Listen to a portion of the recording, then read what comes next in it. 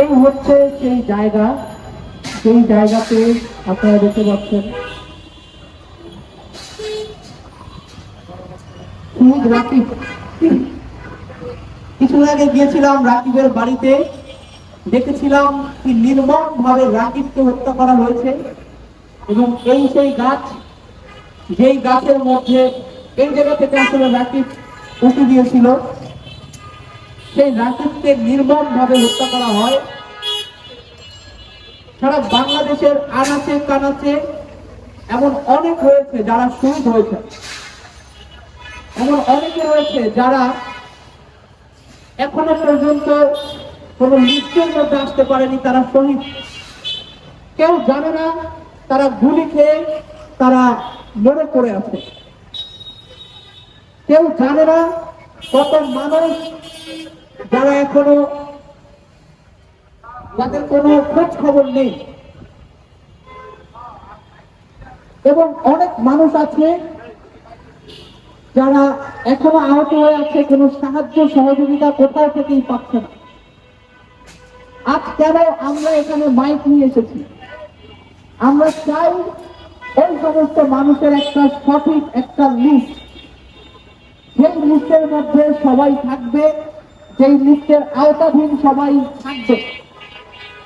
যার কারণে আজকে এখানে আসা। আমাদের মোহাম্মদপুর থানার মধ্যে এখনো পর্যন্ত এরকম মাইকিং করে কোনো কিছু বলা হয়নি। বলা কি হয়েছে? আপনি শুনেছেন? কেউই শোনে নাই।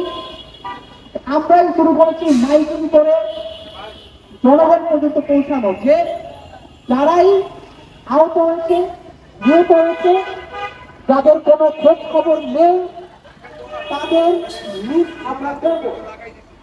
এবং যারা শহীদ হয়েছে তাদের জন্য যতটুকু প্রয়োজন আমরা ততটুকু করব। কিন্তু সবার আগে যে কাজটা, সেটা হলো এদের জন্য একটা তালিকাভুক্ত করা।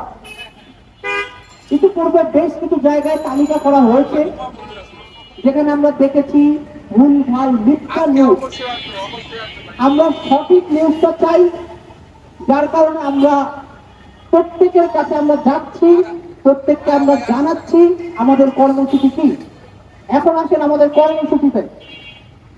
আমাদের কর্মসূচি নাম্বার 1 হচ্ছে, এখানে বেঙ্গল মিডিয়াম হাই স্কুলে আমরা থাকবো আগামীকাল, মানে শুক্রবার থেকে 31 তারিখ পর্যন্ত।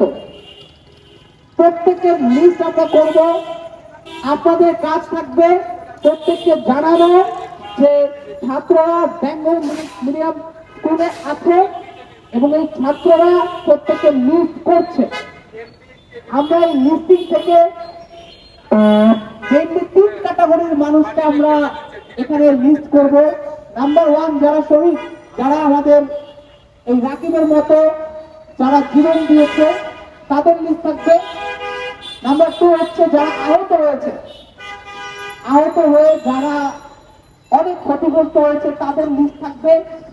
এবং নাম্বার 3 হচ্ছে যারা এখনো পর্যন্ত যাদের কোনো খোঁজ খবর নেই।